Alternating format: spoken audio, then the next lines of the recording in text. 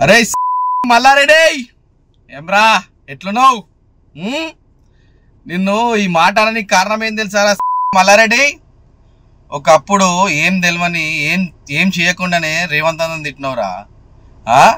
అట్లెట్లుకుంటాంరా సలే మల్లారెడ్డి. ఇప్పుడు గుర్తుపెట్టుకో బిడ్డ, ఈరోజు గుర్తుపెట్టుకో. ఎన్నో రోజుల నుంచి ఓపిక పట్టి పట్టి పట్టి పట్టి గమ్మునుకున్న నా కొడుక, ఇప్పుడు చెప్తున్నా, బరాబర్ చెప్తున్నా, నా 2 ఎకరాలు సర్వే చేయించి నా 2 ఎకరాల భూమి నాకు ఇవ్వకపోయినావు అనుకో నా కొడక, నువ్వు గుర్తుపెట్టుకో.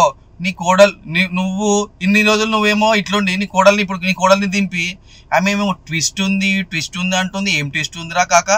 ట్విస్ట్ లేదన్నా, ట్విస్ట్ కొట్టకన్నా అని అంటుంది. జర్నలిస్ట్ తోటి వాళ్ళతోటి ప్రెస్ వాళ్ళతోటి. అన్నా ప్రెస్ వాళ్ళకి అందరికి ఒకటే చెప్తున్నా అన్నా, మీరు అందరు చాలా మంచోళ్ళు.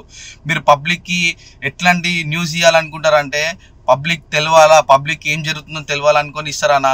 కానీ దొంగ మల్లారెడ్డి గాడు ఇప్పుడు ఇదంతా అయిపోయింది. ఇప్పుడు వాళ్ళ కోడలు కూడా సేమ్ డిట్టు మాట్లాడుతుంది వాళ్ళ కోడలు కూడా.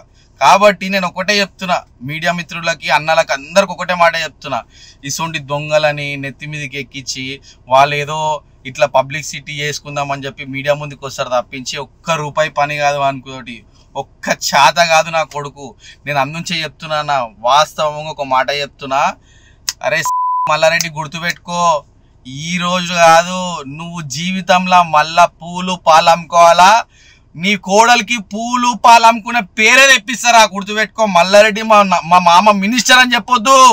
పాలు అమ్ముకున్నా పూలు అమ్ముకున్నా అనే కోడలు నేను అని చెప్పుకొని తిరిగేటట్టు చేయకపోతే అప్పుడు అడుగు బిడ్డ, నా 2 ఎకరాల భూమి నాకు ఇవ్వకపోతే నా కొడుక నీకు చూపిస్తా, సుక్కలంటే ఏందో చూపిస్తా. ఈ రోజు నుంచి ఆట ఎట్లుంటుందో చూడరా బిడ్డ.